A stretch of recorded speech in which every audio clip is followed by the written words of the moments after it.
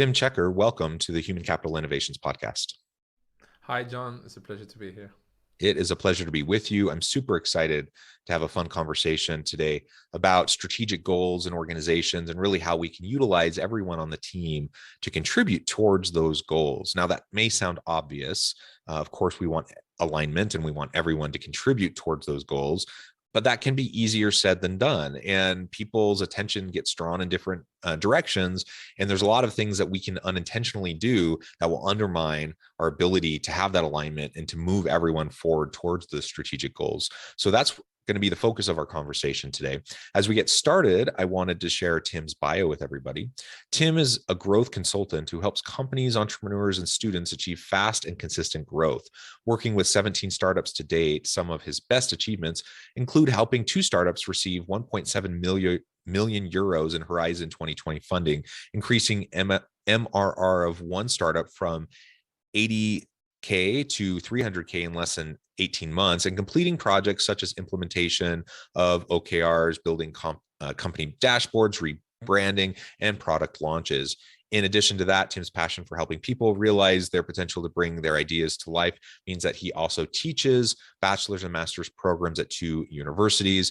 What a tremendous background, Tim. It's a pleasure to have you. And I also share the scholar practitioner kind of orientation. I love that that's also part of your focus. Anything else you would like to share with listeners by way of your background or personal context before we dive on in? Yeah, sure, John. Thanks for asking. I mean, it's a funny background because I've tried a lot of things and I love to keep myself busy because if not, I think I'll go crazy. So I started really in sales, then I got to marketing, and then I did a bit of product and operations. That's why I called it growth. Not just because I do growth marketing or anything like that. It's more like growth consultancy. So operations, sales, product, and so on. And that's how I built my career until today. And just wanted to touch upon the academic stuff. Is I've given myself a 25% of my time to give back by teaching. That's kind of what I'm trying to do. Because I really do believe that in my time especially, education wasn't that good. There was everything was very theory based, learn by heart, nothing practical. So I promised myself. I said I'm going to try to give back by sharing everything that I know. Yeah, that's wonderful.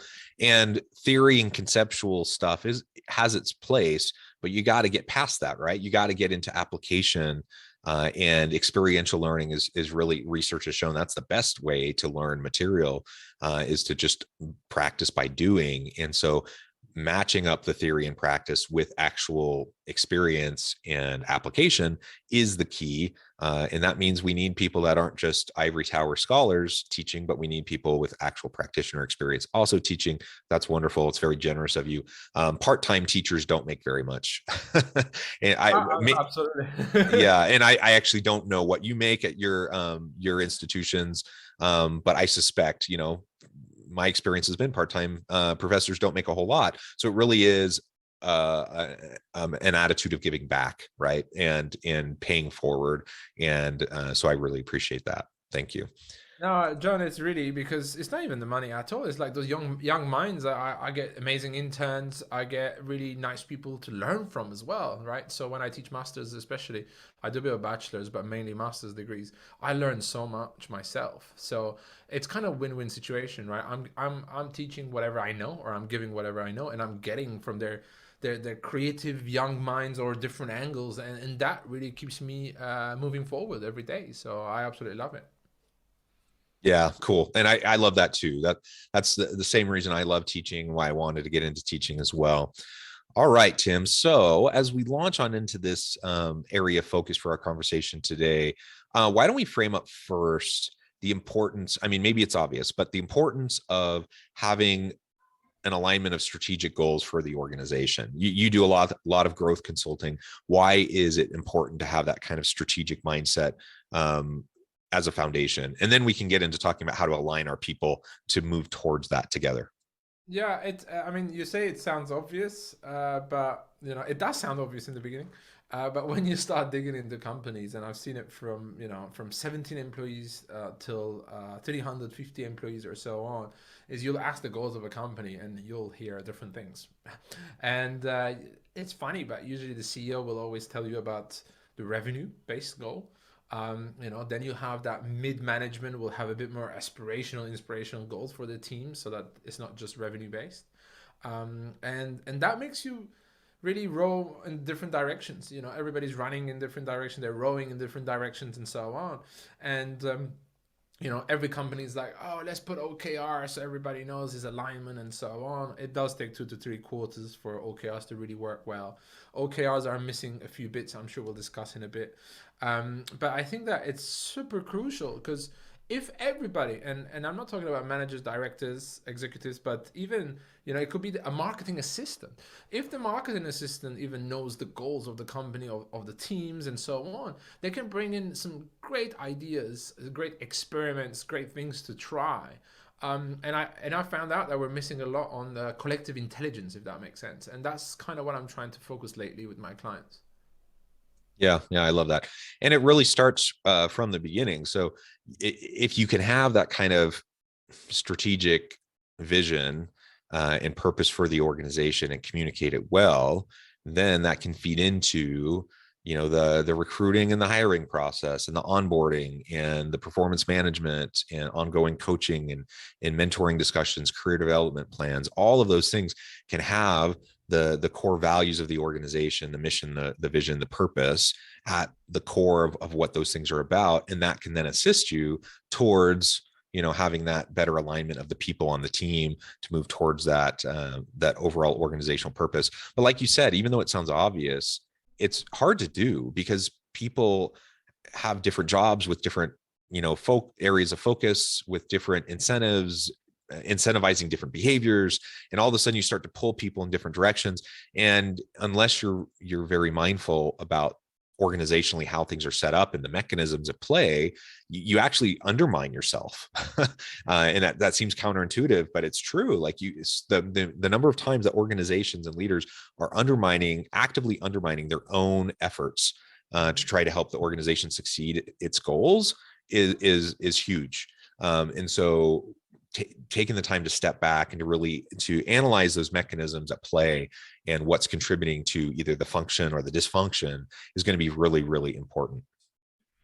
100%. And just what you said in the beginning, it's if you have those goals very clear, and there's that just cause, as Simon Sinek says, or mission, vision, values, as you mentioned, then what happens is that will even affect your employer branding. You'll have a better employer branding, so even talent will want to come and work with you, right? But if you just mention that your goal is very revenue based, then that's not going to be amplified by all the team members. They're not going to talk about it outside at the pub, at the bar, whatever, right? But if you do have a very aspirational goal, an ultimate objective, if you may call it, that you will start sharing it. And as you share that, you will really bring people on board believing in that mission. And I think that's what's missing in a lot of the companies that I've seen. The companies that are growing very fast, usually they are very mission driven companies, and they're very vocal about their mission. And that mission is never about a revenue. The revenue will come if you do achieve that mission. The revenue, the money comes with it. This is what we need to realize. It's if we keep just focusing money, money, money, money, money, then we're obsessed about that, and we're not solving that problem that company was created for. So I always say it, and I'm just gonna say it now. It's be obsessed about that problem that you're trying to solve. And the rest will come in hand. It will come together on its own. Yeah, yeah. You exist for a reason. You're providing some sort of value to the marketplace through various products or services or both. And you need to be relentless about providing value to the market and having a good customer experience. And if you're focused merely on the bottom line revenues, you're going to forget about a lot of other really important things that are actually the very cause and the drivers of that revenue. 100%. And I think I love what you said, the customer experience. This is, I mean, it's not a new trend. It should have been done for forever, but it's sadly becoming a little bit of a new trend, isn't it? Customer experience and so on. And to be honest with you, it's like I've seen the difference in the last 3 years, even from certain clients that I still talk to or I still do some kind of work again. It's their mindset has shifted a lot from let's close deals to let's fix problems for these clients. And when that happens, I've seen these companies, go through a round of investment much quicker. Their customers love what they do, and that becomes a new channel, isn't it? It just amplifies it. The customers talk to others and so on. And it's not a linear channel anymore. It becomes a bit of a loop. You get one client talk to another, they talk to somebody else, they bring another client, and then you've built a lead generation machine by not actually focusing on the lead generation machine, by focusing on the experience of those customers. And I think that 2022 we're going to see this more and more. Yeah, I think so too. So that's wonderful. So with all of that in mind, then I think that's a really strong foundation for where I want to go with the rest of the discussion. So now what do we really do about getting all team members on board, bought in to actually contribute towards this shared vision, this shared strategic goal and purpose of the organization? Because I mean, certainly, as we've already discussed, it's not a given that your organization is going to have a clear strategic purpose that everyone understands. But let's just say, for discussion's sake, that is in place. We've already done that. That's hard enough work alone, but we've already done that. So now how do we get everyone on board? Well, yeah, if you have that, like we do that just cause mission and so on, and we forget about it. We're like, okay, we've done that exercise, we know our purpose, and we just put it, in a document almost, and we file it and we close it. We don't live it every day. So what I do recommend, it's having that workplace, like it could be a tool like Notion, right? Or anything, or even your G Suite somehow. When you open up the first thing in the day, have that sentence, right? I know that we said that poster in offices, it's boring, about the values and so on, but the mission of the company being there.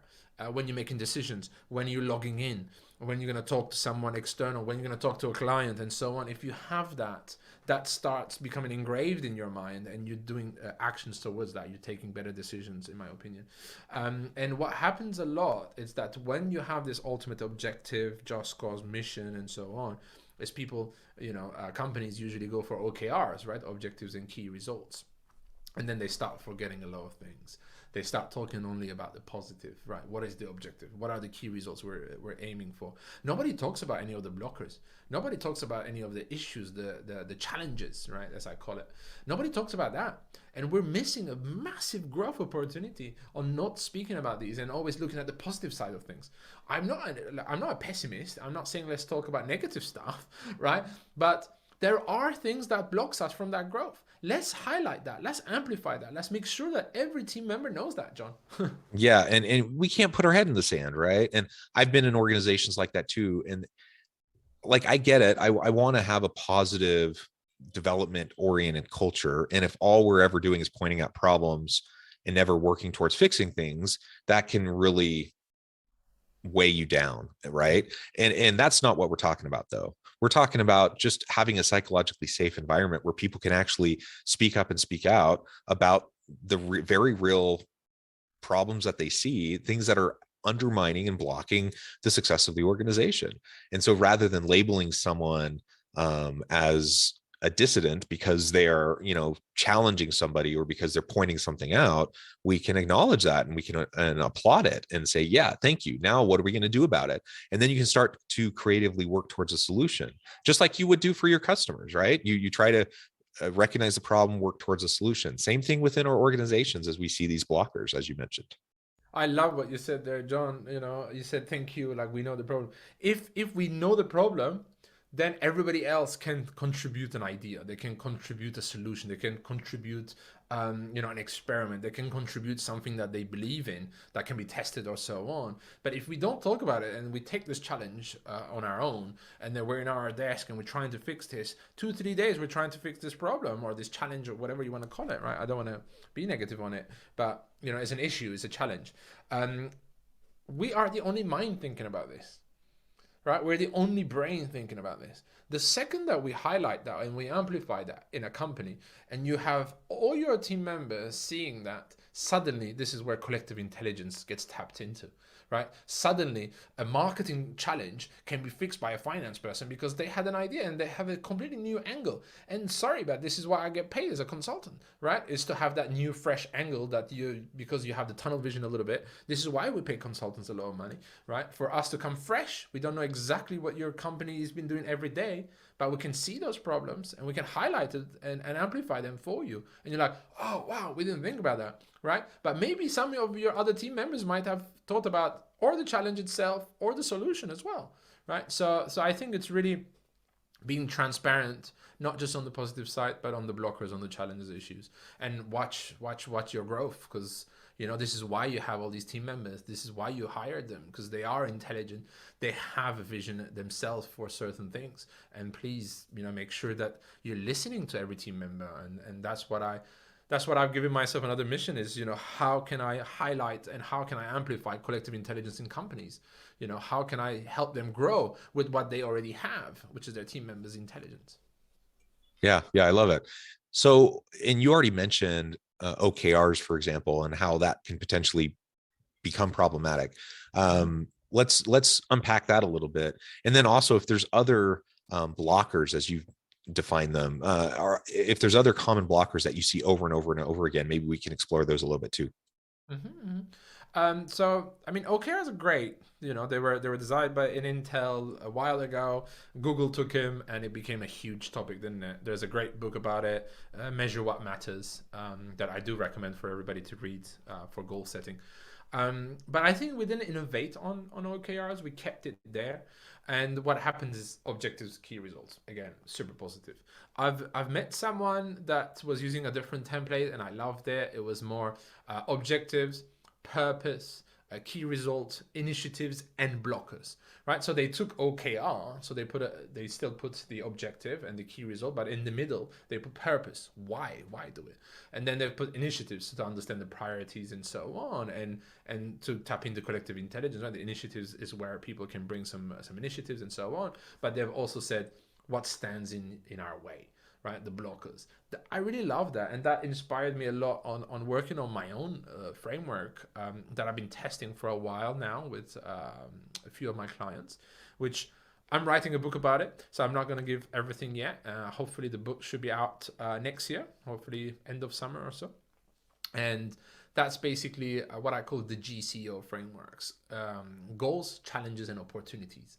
Right. So your goals is still your OKRs, your objectives and key results, all those numbers and amazing things that you want to achieve. They are on your goals. But then suddenly you have your challenges. Right. Challenges could be your blockers, your issue log, could be anything that anyone can actually put it out there. Right. And then suddenly you have your opportunities, and the opportunities, it's not just ideas, because ideas I found it a little bit fluffy in the wording, sadly. And opportunities is very mission driven, it's very company driven, it is driven to excel and to grow the company. So I've been working on this GCO framework by taking certain frameworks that I already know, issue logs, OKRs, ideation sessions, and design sprints, and so on.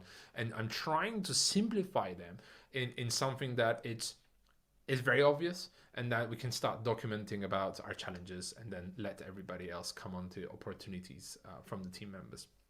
I think that is gonna open up a bit more, and I've tested it and it does work, because when you put that challenge out there and somebody else sees it from a different team, different department, different region, it could be anything, they're suddenly they say, hey, I have an opportunity for that, I've been thinking about that myself a lot, and they do bring something to the table to overcome that challenge. And I think that's been crucial, in my opinion. And I remember Wonderful. the second part of your question was, John. Yeah. So, what are some of the other common blockers that you see over and over again? Yeah, well, one of one of the most obvious blocker, I think, it's siloing departments, right? And because we've siloed departments, sales and marketing is always a problem. This is what I've realized. There's always this fight between the quality of leads, right? So marketing will say, hey, we bring great leads, and sales will say, no, they are not that good because we can't close them, or so on. And I see you smiling there, because I'm sure you've seen this yourself many times. And sales says, no, the leads are shit, and then marketing says, no, the sales guys are not good. Bam.